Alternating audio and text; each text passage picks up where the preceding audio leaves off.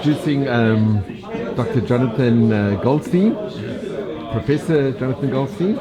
Okay, and Jonathan, you are actually basically an expert on Jewish identities, basically in Eastern Asia. Yeah. That includes Japan.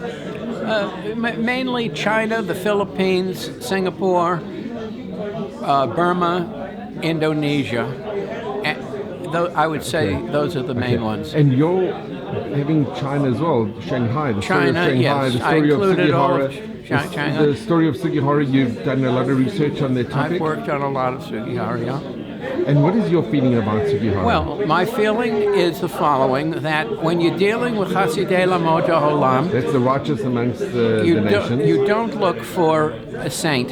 You don't look for a Mother Teresa. Look at Oskar Schindler, who was an alcoholic and a womanizer, and he did it for money, and a founding member of the Nazi Party till the day yet he saves more Jews than anyone except Raoul Wallenberg. Yeah. So, same thing with Sugihara. There is no question that he was a great humanitarian and that he issued these 2,100 visas. Now, was he a saint? No. If there's a saint in that whole story, it's Jan Zwartendijk, because Jan Zwartendijk, the Dutch consul, gives end visas. No one would have given a transit visa without the end visa. Without the end visa. So, armed with the end visa, the Polish and Lithuanian Jews can go to the Soviet consul and get a transit visa through the Soviet Union, and they can get a 14-day transit visa through Japan from Sugihara, and they can get to Shanghai. But if there is a saint, and a very modest one, because the story of Zwartendijk did not come out until shortly after he died. He never boasted, the most modest man in the world. They've interviewed his son. Yes. It's been amazing because he was actually the honorary consul. He was a worker for Philips. Philips Electronics representative. Whereas Sugihara was a full-time intelligence agent. No one questions that. Even his son Hiroki actually mentions it. And he's all the time, his purpose of being in Kovno was to observe troop movements. He wanted to know how heavy were the Russian concentrations and would they be moved to the Manchurian border. Yeah. So he's a very shrewd man. He's fluent in Russian. He's been stationed in Russia. He goes and for 10 years. He was fluent in German as well. German as well. And he was also in Harbin. So he is a mastermind of intelligence, which is the opposite of Zwartendijk, who I'm sure a very good competent businessman, but he's certainly no intelligence officer. But Sugihara did ask for permission. He telexed Japan 3 times if he could do the transit visas, and they said no. And he went against his own government. Well, there's even that part is questionable because there is a question about what the no meant. And in a lot of cases, there's also a Chinese consul in Vienna, same thing, He Fengshan, where supposedly he asked the government, should I send these or not? And they said no, but at the same time, there's a very delicate balancing act between Germany and Japan and the United States at this time. And everybody wanted to know what everybody was doing, that's for sure, but they didn't want any kind of international incident. So the bottom line is he got those people out. And he was a great humanitarian, but for every visa that he issued, Zwartendijk issued one, and the Soviet consul, who's never mentioned, issued one as well. That was a lot due to Verhaftig. Verhaftig is very, very shrewd on that subject, to the day he died. But a transit visa, they issued thousands of other transit visas.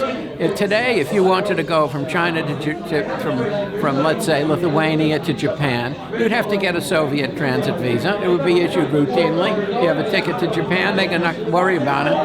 And he did some very great things. Now, when we get into his other work, he's spying on the border. He's very active smuggling out Polish resistance fighters in his own car. He's involved in all kinds of nefarious stuff. Nevertheless, he saves all these Jews. So my bottom line on him is just as favorable as I would say for Oskar Schindler. You don't find Mother Teresa's in this business. And let me ask, have you heard of Sali Ganor? The name sounds familiar. He was the little boy of 12 who invited Sugihara to his home for Hanukkah. Yeah, it's an amazing story. I've heard that story. So he's still alive. He lives here in Ramat Sharon. Oh, nachon. I know him quite well. Okay. But it's amazing. Now, you do mention this in your book on the Jewish identities. Oh, yeah. And the main documents, the most interesting, are the Polish documents, because Poland has an embassy in Tokyo through about 1943. And Poland, of course, ceases to exist on September 1st, 1939. When they were invaded. But when they're invaded, but there's a government in exile. And Tadeusz Roma remains in Japan, and he is helping the Polish underground, all kinds of things going on. And Sugihara is in a very funny position, because in 1939, no one knew where Germany was going to attack. Would they go east? Would they go west? No one knew what the Soviet Union was going to do. The Japanese were very interested in knowing that before they launched a war in the Pacific. And the United States is always a big question mark. If the Japanese moved against one power, what would happen? All of these powers are in a very fluid relationship.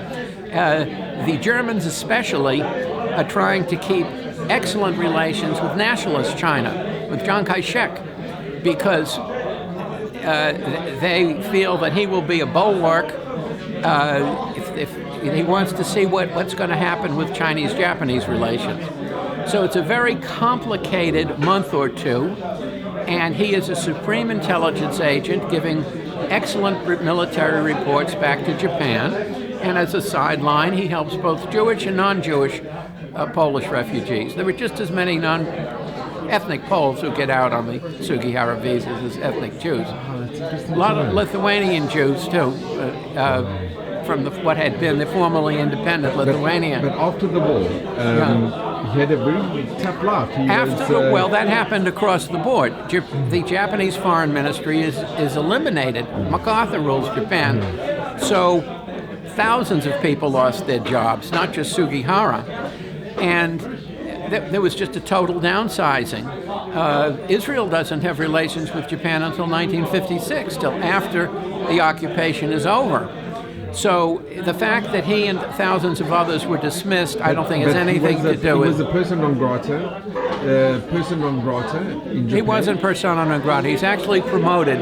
He's promoted after Kovna to both, ends up the war, I think, as the ambassador in Romania. Yeah, he did go to Romania. But after the war, everybody, there were no more Japanese foreign relations. They say that when people went to the embassy or they went to the foreign ministry to find information on him, the survivors, they weren't given the information. Well, it's true that he was let go, and then he became a businessman in Moscow for 10 years. And I don't think he suffered. I don't believe he suffered. He was a very shrewd intelligence officer and businessman. So, but you have a very favorable view of him. I am 100% in favor of what he did, and I don't. Okay, let's go.